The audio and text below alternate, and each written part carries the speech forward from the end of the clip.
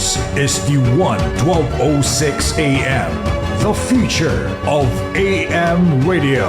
A member of the kapisanan ng mga broadcaster ng Pilipinas. Ang susunod na programa ay rated PG. Patnubay at gabay ng magulang ay kailangan sa mga batang manonood.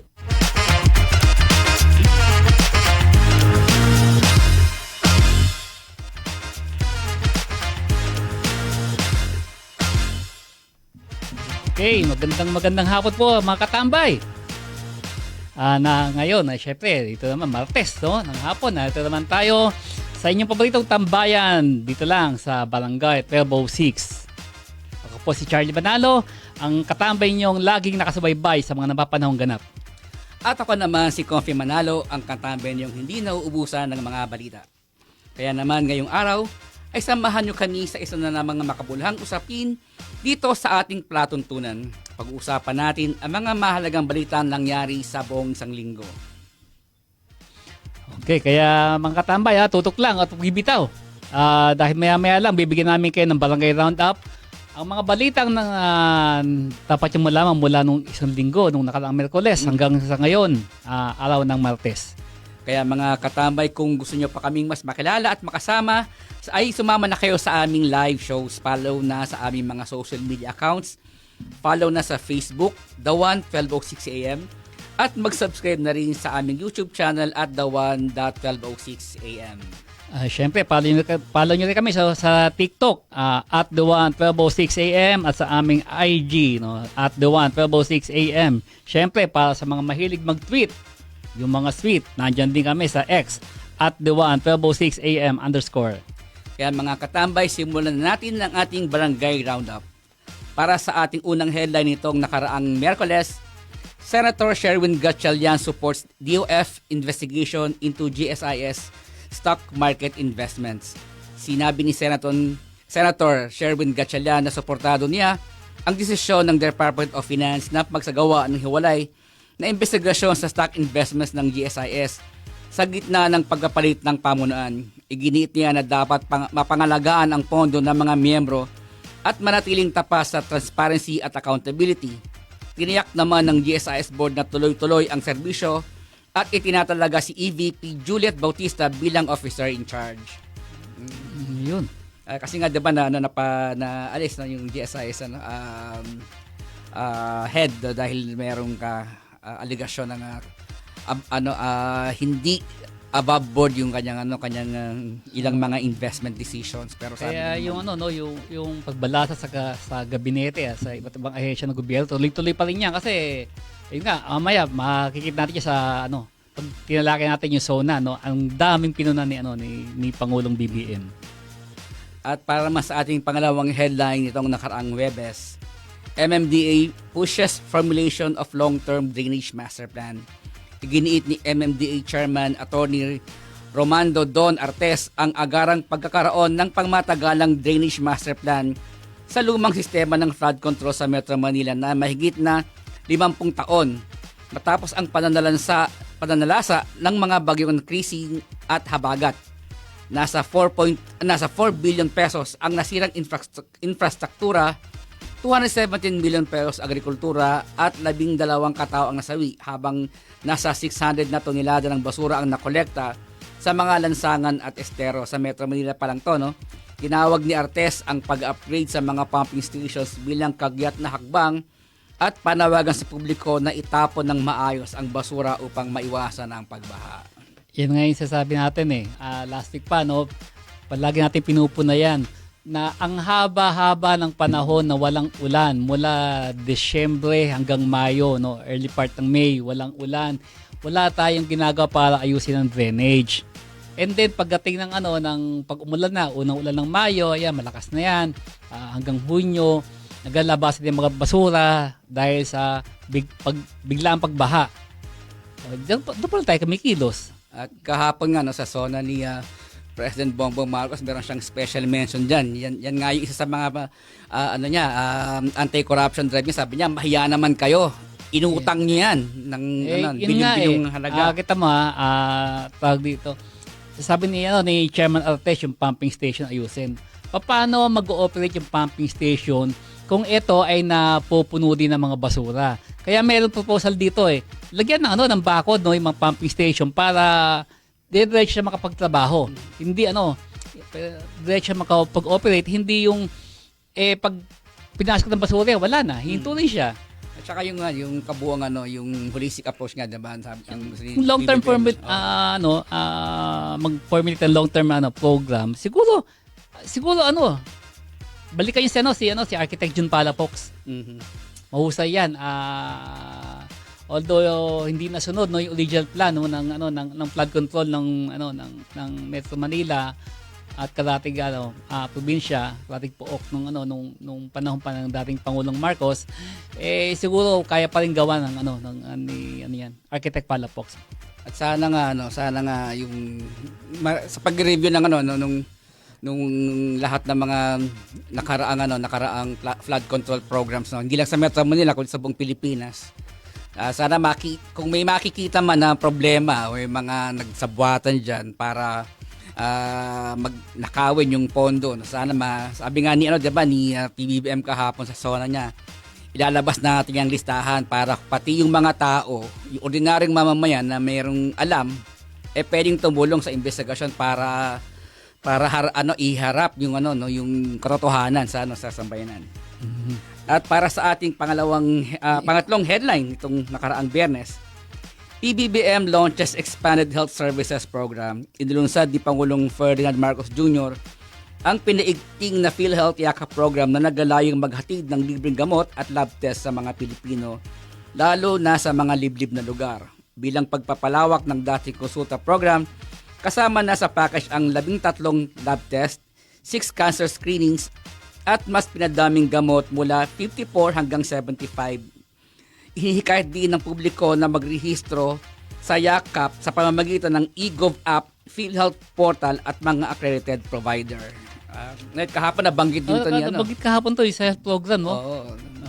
Masyadong ambisyoso nga, diba? Zero billing. Oo, bayad na bill mo. Basta magpa-hospital ka sa DOH hospitals. And then sabi niya pati yung gamutan, 'di ba, yung lalo yung magda-dialysis. Kasi dati 'di ba 75 lang per year. Ngayon buong taon sagot na ng PhilHealth yung dialysis and even yung gamot after mo magpa-transplant ng kidney. Napakalaking tulong ito. Oh, at lahat pati yung mga gamot nga yun lang sana magkaroon ng political will na matupad kasi siyempre dagdag pondo, dagdag serbisyo sa mula ng PhilHealth, no? At para naman sa headline natin itong nakaraang Sabado, General Torre wins by default. No. Linggo yung laban nila . General Torre wins by default after Baste Duterte Fries. Kalang nauna tayo diba, bigong natuloy ang inaabangang charity boxing match sa pagitan ni PNP Chief General Torre, the third at acting Davao City Mayor Baste Duterte. Matapos lumipad patungong Singapore si Duterte bago ang laban. Nakahanda na ang Rizal Coliseum at aprobado na ng Games and Amusement Board ang laban. Pero dahil sa pagliban ni Duterte, idineklarang panalo si Torre by default. Gate ni PNP Chief, ginawa natin ito para sa manasalanta ng habagat. Sana sa susunod, siguraduhin nating lahat ay sisipot. Ayun, malaki na race niya dito, no, ni Gel Torre, nasa almost lahat, 20 million pati yung mga yung mga goods nasa 20M. Bino mo dati problema natin yung missing sabongero, ngayon pati missing boksingero na natin. Ang nakalat niya 16.5 million pesos na cash. 330,000 mula sa gate, yung mga nagbayad, no, yung ganun ka-interesado yung mga tao manood, willing sila to pay kahit umuulan. At merong pang 6 na truck yata noon kamali na mga bigas. So nasa mga 3 million plus yun. So total nga nasa 20 million pesos yung na kolekta, na raise nung sana'y laban na to. kaya nga mayroong mga meme na lumalabas si Atong Ang sabi, huwag niyo ako sisihin dyan sa nawawalang boksingero, walang kinalaman dyan.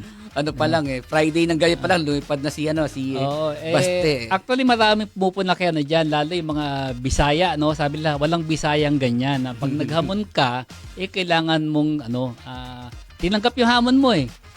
Asa nga, ang daming Ang dami niyang dahilan, ang sabi daming niya. may mga kondisyon na, tapos kina-qualify niya na hindi niya talaga Hindi talaga naman siya siya naghamon. naghamon. Ang sabi lang, bubugbugin niya. Ay nako. Tapos nung yung latest, sabi niya, okay lang na tawagin akong duwag basta mas madiskarte ako kasi pag pumunta ako sa Manila, baka arrestuhin ako kahit walang walang warrant of arrest tulad na ginawa na sa tatay ko. Kita mo na naman yan, 'di ba? Ibang may warrant of police po ang tatay mo. Tsaka ang dami mong talaga pagka gusto maraming paraan. Pag gusto maraming dahilan, ito ang dami-dami Pag gusto maraming paraan, pag ayaw maraming dahilan. Ang dami-daming dahilan nating naririnig. Medyo una pre-planned na raw yung plano sa Singapore na pagbiyahe. And then kinabukasan, sabi hindi naman ako naghamon. And then ngayon naman, ay hindi, okay lang natawagin duwag. Basta arrestin niyo ako eh. Ang daming dahilan. At Okay. para naman sa ating headline itong nakaraang linggo, DTI's masterclass to bring Pacquiao contractors into formal economy. Inlunsad ng DTI at CIAP ang Builders Basic Masterclass o BBM program upang matulungan ang mga Pacquiao contractors na magkaroon ng lisensya at makilahok sa formal na sektor ng construction. Sa pamamagitan ng mga modules sa project management regulations at business development, layunin ng programa na palakasin ang kakayahan ng mga maliliit na kontratista na siyang haligi ng infrastruktura sa bansa. Inihayag ng DTI na iro-roll out ang programa sa buong Pilipinas kasama ang mga LGU industry partners upang maabot ang mga builders sa mga malalayong lugar. Ito medyo kailangan ayusin yung dito yung regulasyon sa pag kasi meron dito yung mga AAA ng contractor, merong tsaka merong tetag yung parang NFCC ba tawag doon? Parang para sa mga maliit na diba na Oo. mga yung isang bahay lang na maliit ang gagawin. Mhm. Kala saan hindi lang yung contractor ang nito ang maprotektahan pati rin yung interest na nagpapagawa kasi minsan din lalo yung mga baguhan nagpapagawa ng bahay Sa platform naloloko hindi pa government contract pala to. Napagsasamantalahan din sila ng ng ilang mga namamakyaw na kontratista dahil syempre hindi din sila sanay na hindi na alam industry standards. So sana both ways maprotektahan yung interest. Hindi lang yung contractors pati yung mga maliliit na nagpapagawa. Ordinaryong mamaya nagpapagawa ng maliliit na bahay o apartment. At para naman sa ating ika-anim na headline nitong Lunes, PBBM commits to intensifying food security efforts in SONA.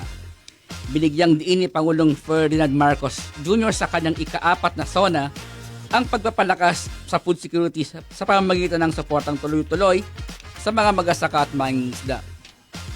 Mahigit 8.5 milyong benepisyaryo na ang nabigyan ng tulong. Inulat din ni Marcos ang konstruksyon ng farm-to-market roads, irigasyon, distribution ng fiberglass boats at modernong makinarya para sa agrikultura. Target din ng administrasyon na maitanim ang 100 milyong niyog sa buong bansa at amyendahan ang Coconut Farmers and Industry Trust Fund Act para mas matugunan ang pangangailangan ng mga magniniyog. Yun. Ito dapat tong ang problema kay sa atin kaya hindi natin hindi rin mai-push yung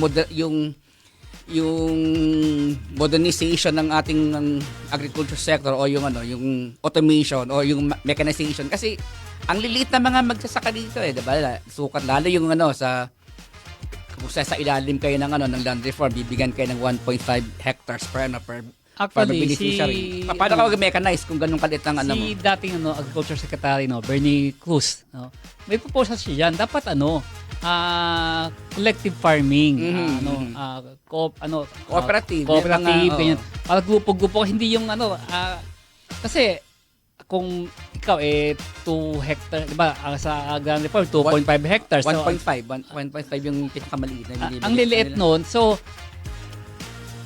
tapos pamumuhunan ka ng makinarya. Hindi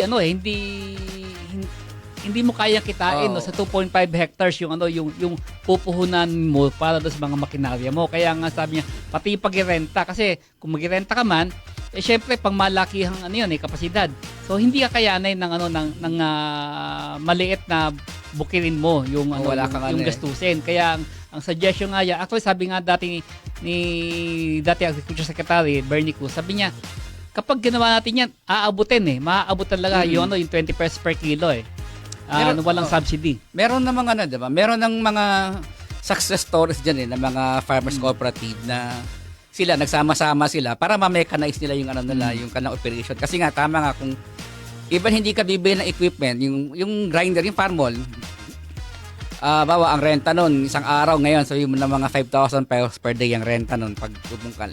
Kalahating araw kayang tapusin nun yung yung isang hektarya. Kung 1.5 hektar ka lang, lugi ka, 'di ba? Kasi binayaran mo yung buong araw, pinakinabangan mo yan ng kalahating araw lang. Kaya lang, wala kang magagawa kasi per day ang bayaran doon.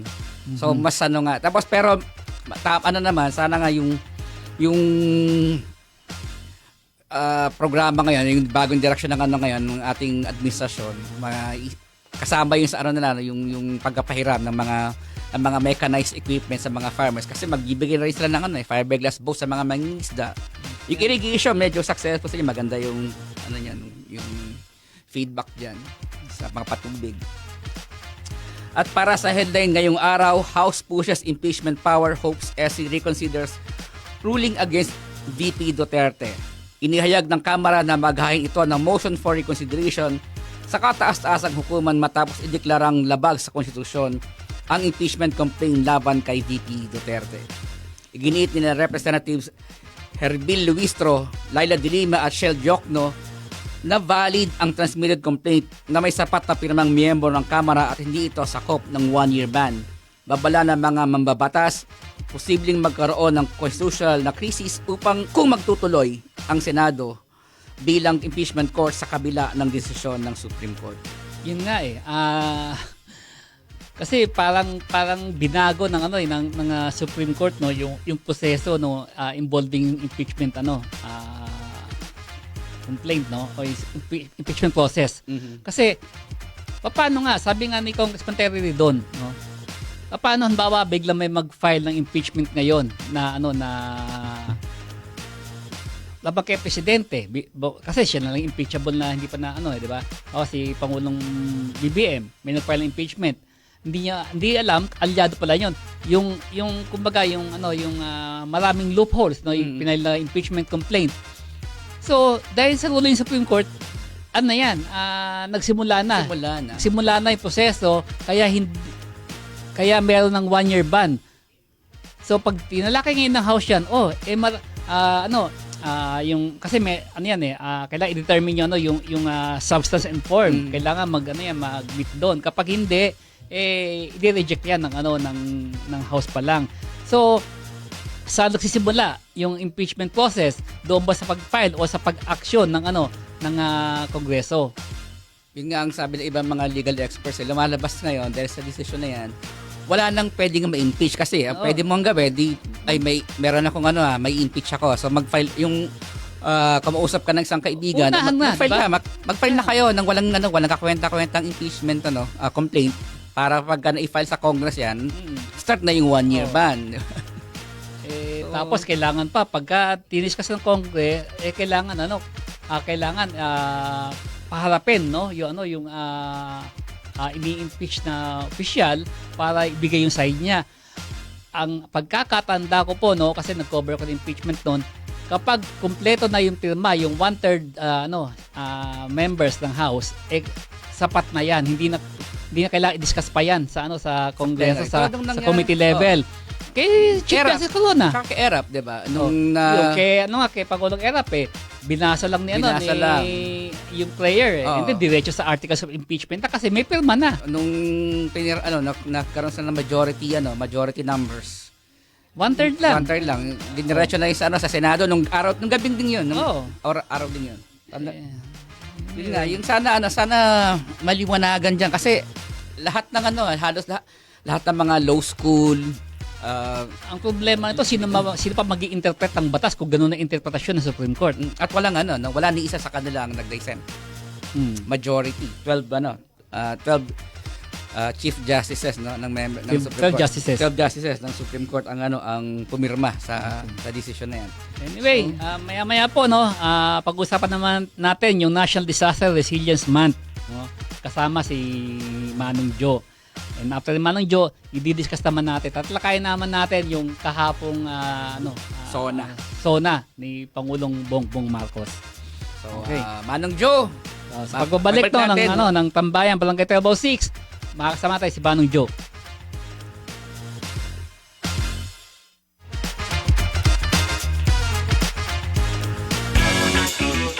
Looking to level up your brand? Advertise with us, where everything you need are rolled into one. All in one. From news, entertainment, to music, all in the mix. The 1206 AM is your partner in reaching real people with real impact. For inquiries, send us an email at logansrunprod@gmail.com or get in touch with us at 02-7001-3053. The 1206 AM, the future of AM radio.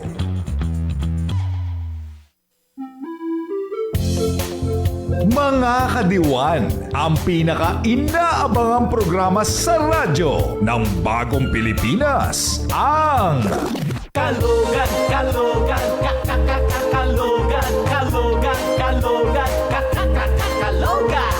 kasama ang nag-iisang pangtanggal-umay na walang kapantay. Kaka Mark Logan. At syempre, kasama sina DJ Gabby at DJ Melody na laging game sa tawanan. Simula ng umaga na may tawa, kwento at kulitan. Makisaya tuwing Lunes hanggang Biyernes, alas 8 hanggang alas 9 ng umaga sa radyo ng Bagong Pilipinas. The 1206 AM, the future of AM radio. Kalogan, Kalogan, Kalogan, Kalogan, Kalogan, Kalogan.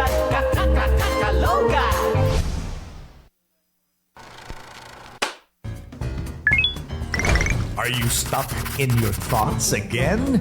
Join us every night as we dive into Gen Z dilemmas, life's awkward moments, and the occasional realizations.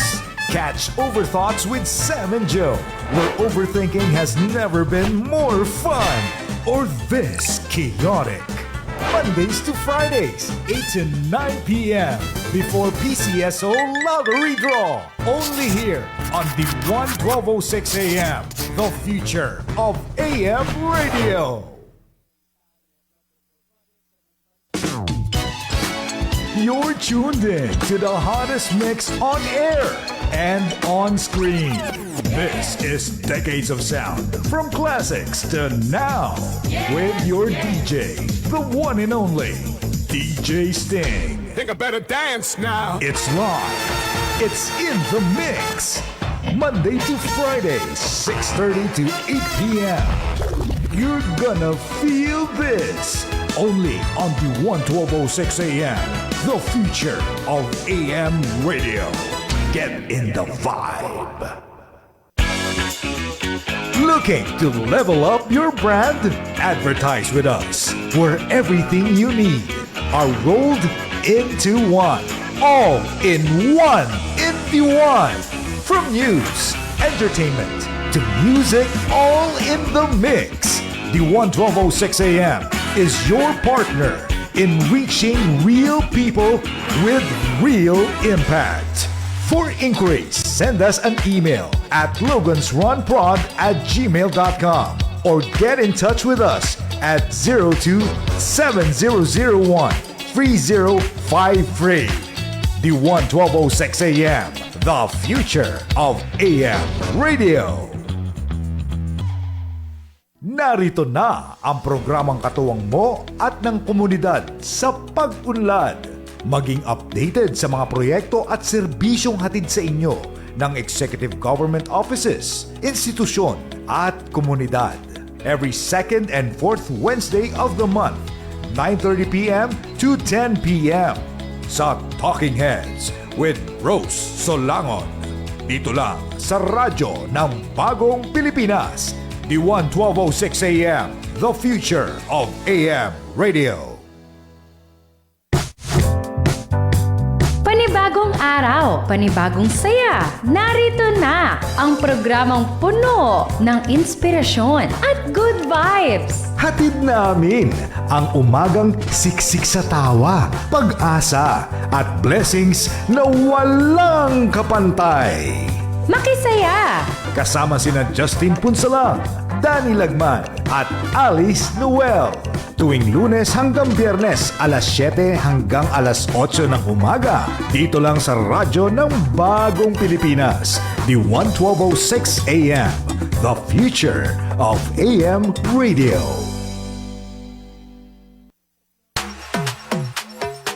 This is not your average radio show.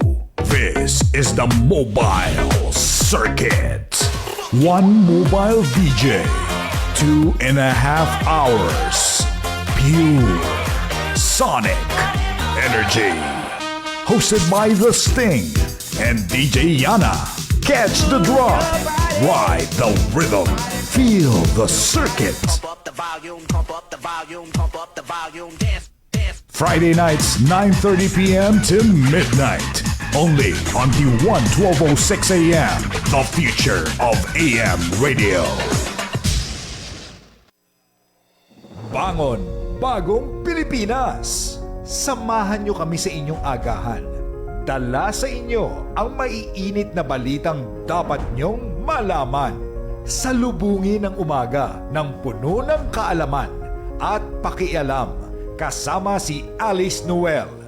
Lunes hanggang Biyernes tuwing alas 6 ng umaga. Dito lang sa radyo ng Bagong Pilipinas, D1 1206 AM, the future of AM radio.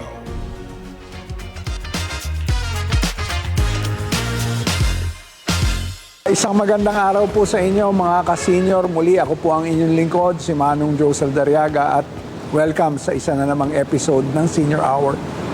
Ngayong Hulyo, ipinagdiriwang ang National Disaster Resilience Month. At ngayong taon, ang tema ay kumikilos para sa kahandaan, kaligtasan at katatagan. Isang paalaala na hindi lang ito tungkol sa pag-survive kapag nagkaroon ng kalamidad, kundi tungkol sa pagiging handa, pagiging matatag at pagkakaroon ng plano para sa ating pamilya at sa komunidad. Sa panahon ngayon na sunod-sunod ang pagulan at pagbagyo, marami sa ating mga kababayan ang apektado. Kaya naman ang pagiging alerto at maalam ay hindi na dapat pinapagliban. Ngayong araw, pag-uusapan natin kung paano nga ba maging ligtas at resilient, lalo na para sa mga senior citizens tulad natin. Makakasama natin ang isang expert para linawin ang ilang mahalagang tanong.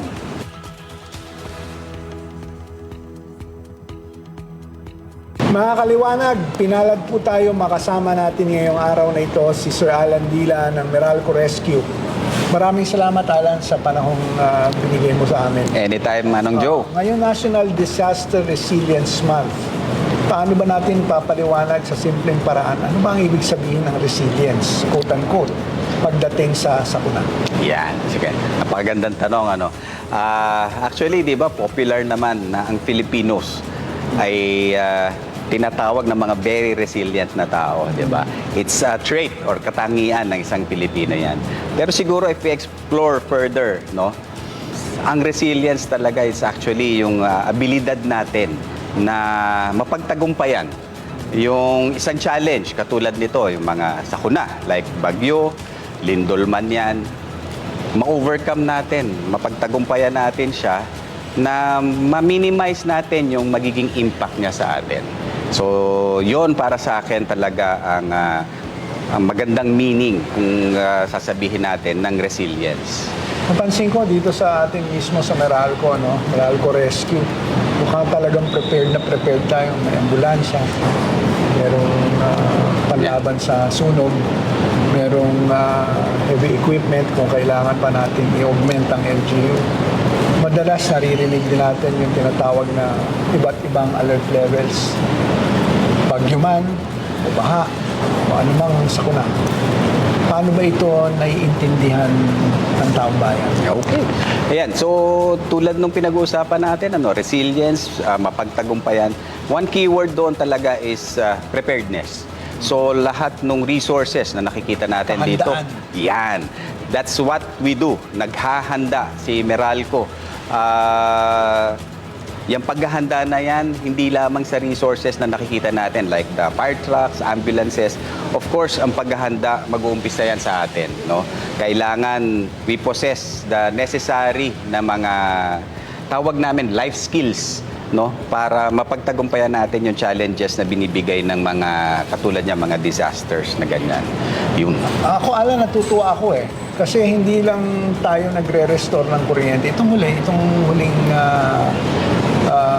malakas na pag-ulan at nagdulot na ng baha. Nagre-rescue tayo ng tao. Yes. Nandun na yung mga nagkaroon ng problema sa kanilang mga bahay dahil mataas yung tubig baha. Rescue na talaga tayo dito sa Meralco. Correct. So, pag sinabi mong rescue, meron mga kategory yan, di ba? Ano ba yung yellow, orange at red rainfall warning? At ano dapat gawin sa bawat isa? Okay. So, itong mga alert levels na ito, these are part of yung tawag ng government natin na early warning system, no? Binibigyan tayo ng sabi nga warning o alerto para alam natin kung ano yung dapat nating paghandaan. In particular, itong mga nabanggit mo na mga yellow, orange, or red, no? These are what we call yung mga rainfall alert warning system natin. So yan yung dami. Medyo mahirap lang sigurong i-explain, ano? Kumbaga, yan yung dami nung ine-expect natin na ulan. So, volume ng tubig, yun, precisely. So, syempre, with volume comes yung capacity din ng mga lugar para, tulad ng mga ilog natin, na ma-hold itong volume ng water na dala ng ulan. So, habang tumataas yung alerto, so nag-uumpisa siya sa, of course, yung yellow natin na panaka-naka. Ngayon, pagka nag-orange yan, ibig sabihin yan, medyo malakas na mga pag-ulan na yan. And pag red, tawag nila, torrential. Meaning talagang bugso yan, halos walang patid, all night kung sakali. Hindi lang yung area mo ang inuulan, mas malaking area pa. Kaya minsan, paggising natin sa umaga, eto na, dumadating na ngayon yung mga rain na tubig na yan, yung volume ng water na yan. And pag hindi nahawakan ng water systems natin yan, mag-overflow mga rivers natin, kakambal niyan is baha. Oo. Yan. At yun yung challenge sa atin ngayon. Ito ngayon, isa pang tanong, Kasi marami sa mga kababayan natin last minute. May mga nakikita nga ako, buti na lang tayo dito sa Meralco, meron tayong katropa. Katuwang natin yung ibang mga animal welfare groups. Na nakita ko sa online, nakakulong yung aso, last minute, bago. Yung sa Baguio. Yung sa Baguio, nagulungan, nakatali. Sad. Ngayon, ang tanong kasi dito, minsan late yung response time, no? Kaya nadidisgrasya. Kailan ba ang tamang panahon para lumikas? Antayin ba natin yung last minute? Ano guidelines? Lalo na kamukha ko ako senior. Maaring hirap na sa paggalaw o may iniindang karamdaman. Pero dapat yung mga kasama sa bahay, itong mga seniors at may PWD man doon, alam kung anong gagawin. Di ba dapat hindi intayin yung last minute, Alan? Tama po yan. So, ang paghahanda talaga, sabi nga, hindi ka naman naghahanda pag nandyan na yung ulan. Habang umaaraw, naghahanda ka na. Ano bang paghahanda natin? Umpisahan natin, halimbawa sa Bagyo. Bagyo is a type of disaster na tawag natin slow onset. Dahan-dahan yan dumadating. Unang paghahanda is of course keep ourselves informed. Makinig tayo sa media, of course, no? Yan ang isa sa pinaka-reliable na source natin ng information. Nagkakaroon sila ng mga weather reports, no? So, pakinggan natin at ano yung magiging epekto. Alamin natin ano yung magiging epekto sa lugar mo at sa community mo, no? So, yun yung initial na paghahanda. Be informed. Secondly, of course, know the hazards in your area. Tinuturo. Paano natin malalaman yan? Meron na rin mga tools ngayon. Like, si government has prepared or given us a tool. Ang tawag nila yung hazardhunter.ph. Try nyo, visit nyo yung site na yon. Doon ituturo kung yung lugar mo is flood prone.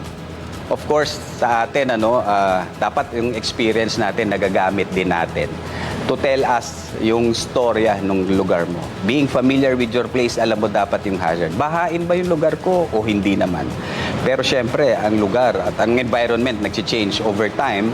So dapat, kumbaga, nire-review din natin yung assessment. And currently, ito nga, yan, tinuturo natin at sa mga employees din natin to use this tool, no, para mag-hazard analysis. Anong pangalan? It's hazardhunter.ph. Hazardhunter.ph. Ako naman, Alan, nag-download ako ng Windy.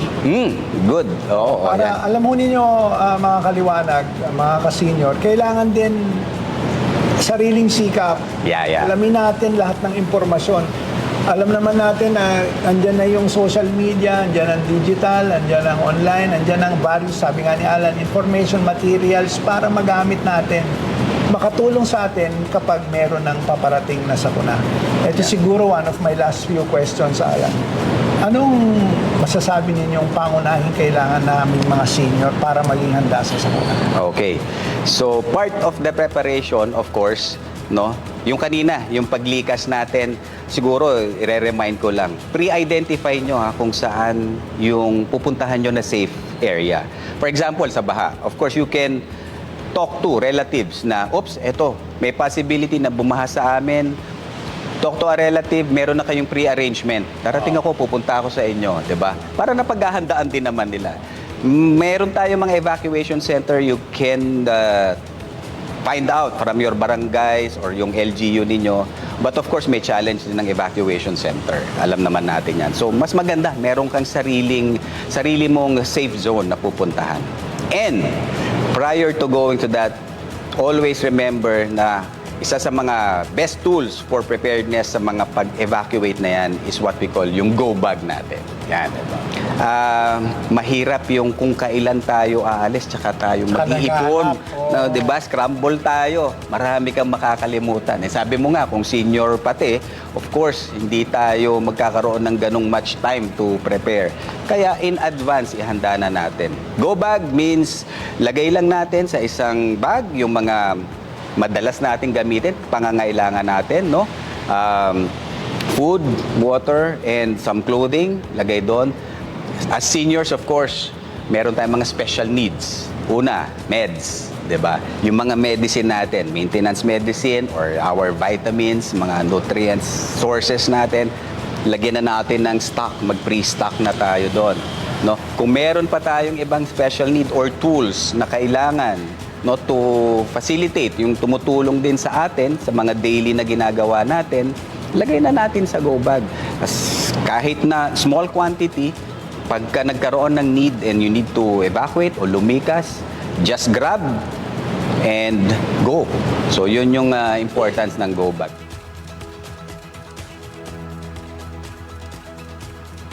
So eto po tayo, at talking about paghahanda, hindi natin may iwasan minsan na may mangyayari na mga medical emergencies, no? Speaking of seniors, 'di ba, medyo prone tayo to heart attacks, no? And other possible sources, no, na pwedeng mangyari. For today, magde-demonstrate tayo ng very simple process kung paano po gawin ang what we call the hands-only CPR. Ito po ay ginagamit kapag meron po tayong kasama na maaaring inatake sa puso at naging unconscious, hindi na humihinga. So ito is one of the best na methods kung paano natin matutulungan ang ating kasama. Kasama ko po ang isa sa ating mga EMTs dito sa Meralco Rescue, si Miss H. Lorenzo.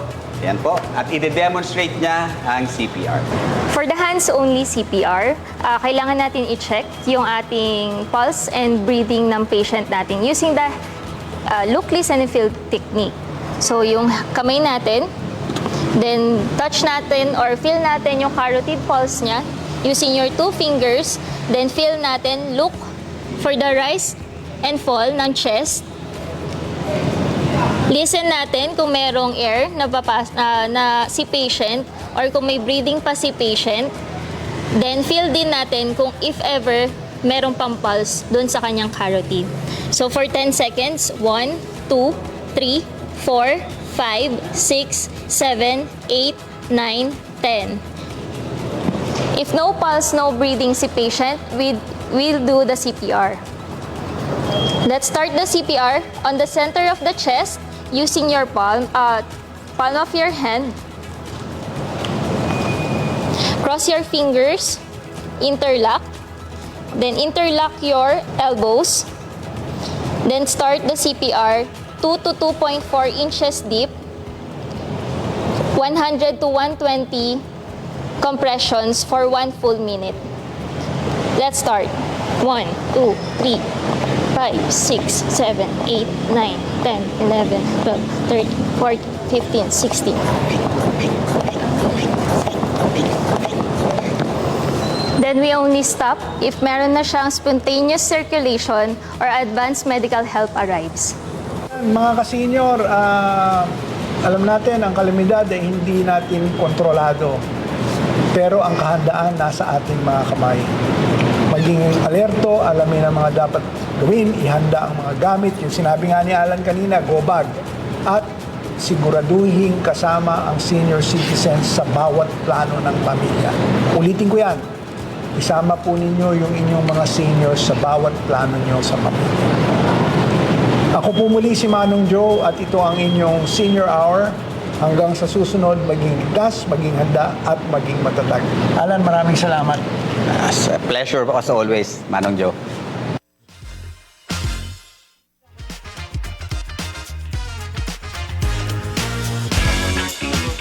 Looking to level up your brand? Advertise with us, where everything you need are rolled into one. All in one. Into one. From news, entertainment, to music, all in the mix. The 11206 AM is your partner in reaching real people with real impact. For inquiries, send us an email at logansrunprod@gmail.com or get in touch with us at 02-7001-3053. The 11206 AM, the future of AM radio.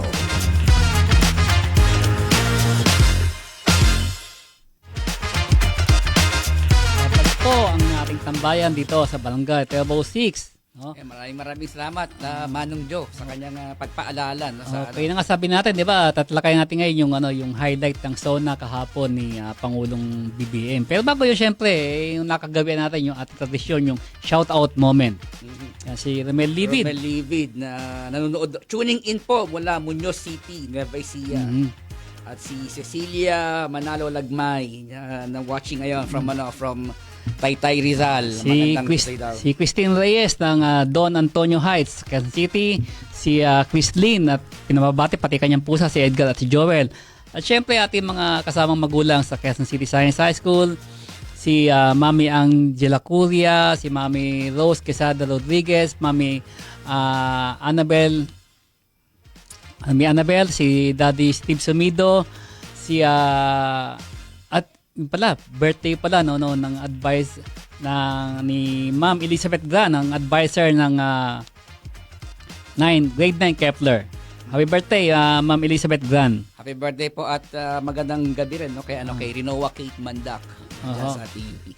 Nabis nga ko yung kahapon yung SONA, maraming nagulat at natuwa sa mga nabanggit kahapon ni Pangulong Bongbong Marcos. Isa sa mga diyan yung isa sa mga natuwa yung Makati Business Club at inahawag nga nila yung kanyang programa para sa isang malakas na ekonomiya, no?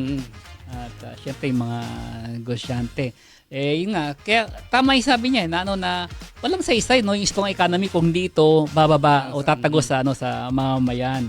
Pero yun ang sasabi naman ng MBC.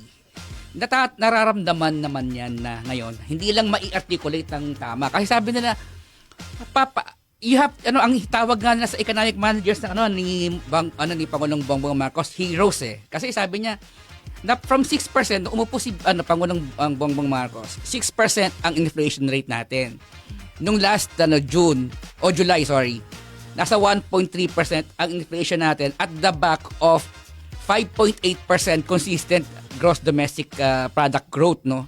So, sabi na paano nila nagawa na napababa nila yung presyo ng mga bilihin habang napapataas nila ang ekonomiya, samantalang usually kapag lumalakas ang ekonomiya ng isang bansa ay syempre, inflation, pagtaas, may inflationary effect yan eh. Pero sila napapataas nila consistently yung ekonomiya at the same time napapababa yung yung presyo ng yung presyo ng mga bilihin. So, paano nila ginagawa? Sabi na nga, they must be doing something right na hindi natin alam. Yun nga. Pero kasi ang yung masyado mataas ang expectation ng mga tao eh. Kailangan maramdaman sa pamamagitan ng pagtaas ng sweldo at pagbaba ng presyo ng bilihin. Parang hirap i-reconcile ng dalawa na yun eh. Pero kung halimbawa, kahapon namili ko ng ng bigas, no? Binibili ko kasi palagi yung pandan o kaya yung hasmin na usually nasa mga siguro ilang buwan 3-4 months ago nasa 55 pesos per kilo. Oo, per Nung kilo panahon ni Pangulong Rodrigo Duterte, umabot yan sa 70 pesos per kilo, yung ganyang variety. Kahapon nasa 42 pesos na lang eh. Yung per kilo. Kasi ang alam ko, ang dinarado ka, nasa 50 pa yan sa isang pinakamulang supermarket dito. Kahapon yung bili ko, buko pandan yun, 42 pesos. Tsaka yung mga asmin, nasa ganung range na lang siya. So, ang laki nang ibinaba ng Kaya nga, yung sa... Yung 20% lang kasi pangako nila na medyo pa eh. Yung 20 pesos. 20 pesos. Pero mukhang sa pangako kahapon ni Pangulong Bongbong Marcos, yun, di ba?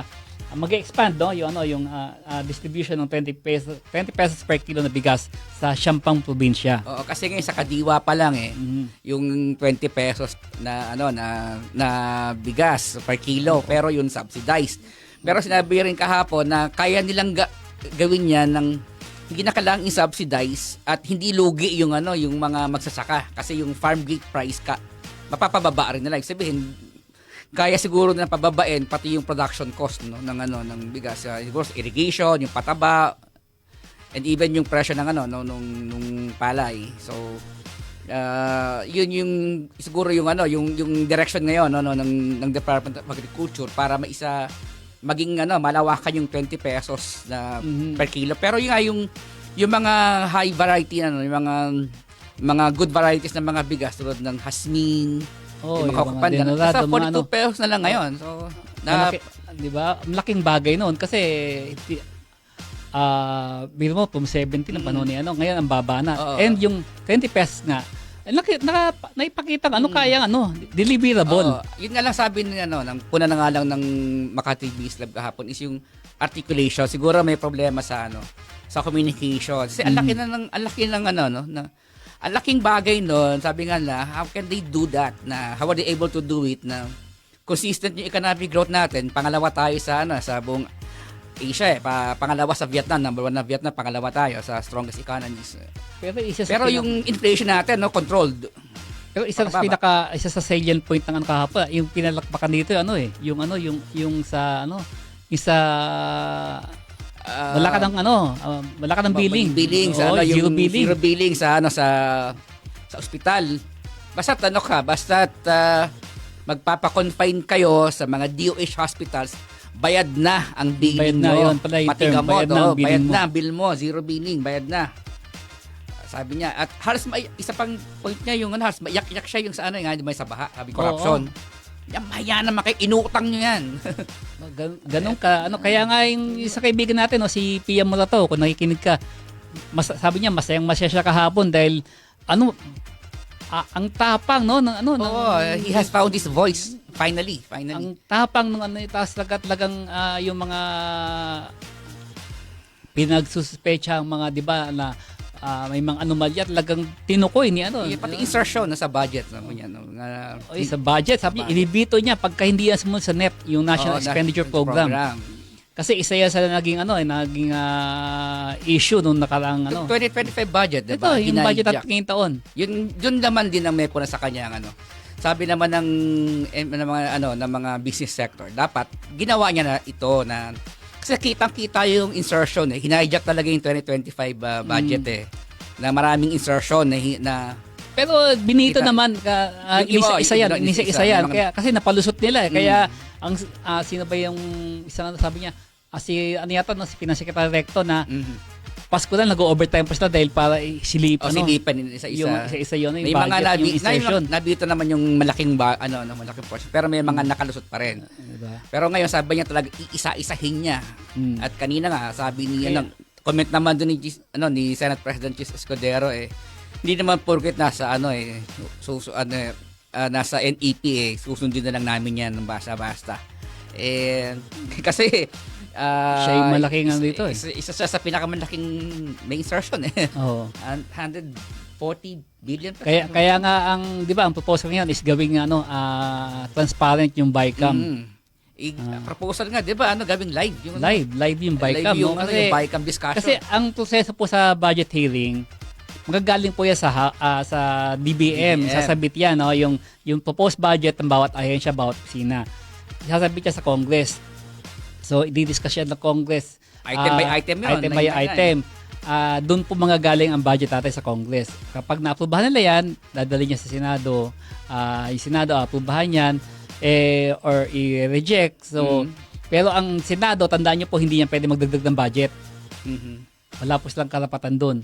So, pwede sila magbawas, pero wala silang karapatan magdagdag. Ngayon, mangyayari sa BICAM. Yun, doon nagkaroon ng mga insertions at yun sabi niya, yung kahapon nga, yun nga sabi ng ang ipuna sa kanya na yung parang willing na siya na to take to risk na parang sige pinagbigyan ko na kayo pero dahil nga sa nangyari nung midterm election ng Mayo, nakita niya dissatisfied yung mga tao so ngayon hindi ko na kayo pagbibigyan. 'Di ba? So ang comment naman sa kanya, sana gawin niya na bilang Marcos kasi yun ang legacy ng pangalan nila 'di ba, na strong-willed And doon sa yung isa pa yung ang tapang doon yung sa tubig, no? Sa tubig. Na sabi niya may mga report pa siya na na hindi na umaabot sa gripo yung tubig. At ipa-imbestigahan niya ng alam po natin sino yung isang concessionaire ng sa tubig yung prime water kinukuha niya yung prime water na nireklamo.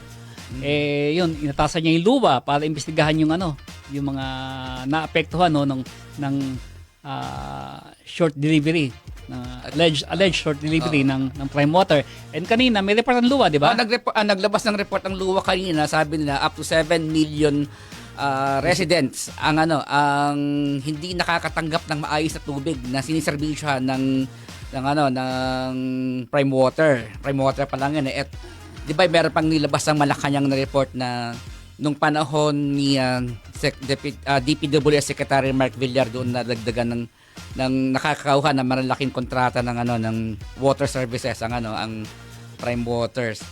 At ngayon sa bigayan ng chairmanship sa committee sa Senado, si Mark Villar ang committee chairman ng Public Works at Environment naman si Cynthia Villar.